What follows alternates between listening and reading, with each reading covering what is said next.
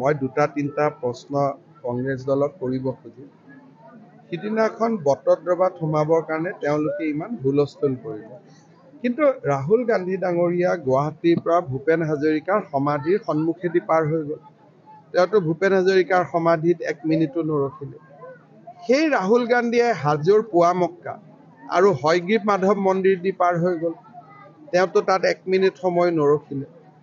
সেই ৰাহুল গান্ধী বৰপেটা সত্ৰৰ সন্মুখেদি পাৰ হৈ গ'ল। বৰপেটা সত্ৰতো 1 মিনিট সময় নৰখিলে। কামাখ্যা মন্দিৰতো নৰখিলে। তাৰমানে গোটেই ঘটনাটো মেডিয়াৰ দৃষ্টি আকৰ্ষণ আৰু অসমখনক অশান্ত কৰাৰ বাদে কি আছে? যদি মহাপুৰুষ শ্ৰীমন্ত শংকৰদেৱক সঁচাকৈয়ে তেখেতে শ্ৰদ্ধা কৰে, বৰপেটা সত্ৰ শ্ৰীমন্ত শংকৰদেৱে পাতিছিল। পাটবাউসীত শংকৰদেৱ আছিলে। যাওঁতেতো সেই সত্ৰ দুখনত সোমাই যাব পাৰিলেহেঁতেন। যদি তেওঁ অসমক ইমানে ভাল পায়, ভূপেন হাজৰিকাৰ সমাধিত খন্তেক ৰৈ শ্ৰদ্ধা সুমন আগবঢ়াই থৈ যাব পাৰিলেহেঁতেন।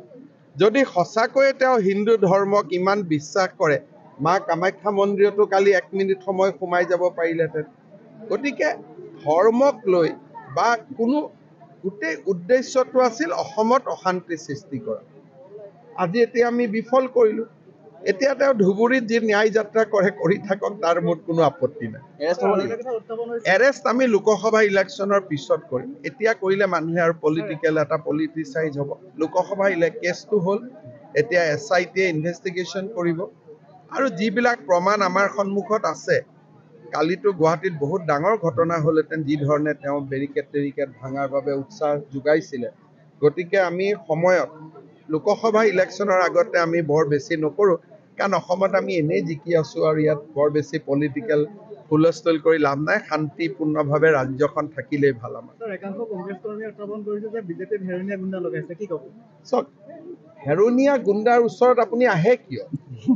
চৰকাৰে দিয়া ৰাস্তাটি গৈ থাকিলে গুণ্ডাৰ জেগাত থাকিলেহেঁতেন, আপোনালোকৰ জেগাত থাকিলেহেঁতেন। যেতিয়া কোনোবা এখন ৰাজ্যত আপুনি অতিথি হৈ আহিছে, সেই ৰাজ্য চৰকাৰ নিয়মটো মানিব লাগিবনে? আমি কৈছোঁ গুৱাহাটীতো তেওঁলোক আজিও সোমাইছে, কয় গুৱাহাটীত সোমাব বাধা দিছে। আৰে গুৱাহাটী পাৰ নোহোৱাকৈ উজনিৰ পৰা নামনি যাব পাৰে নেকি? তেওঁলোকে কৈ যে আজি বৰপেটা পালেগৈ, কি নগাঁৱৰ পৰা ৰকেটেদি গৈ পালে নেকি? গুৱাহাটীৰ মাজেদিয়েতো গ'ল।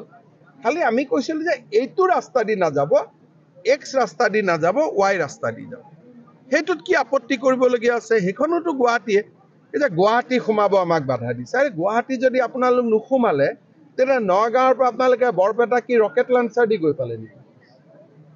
এনেকে অদ্ভুত কথা কৈ থাকিব নালাগে।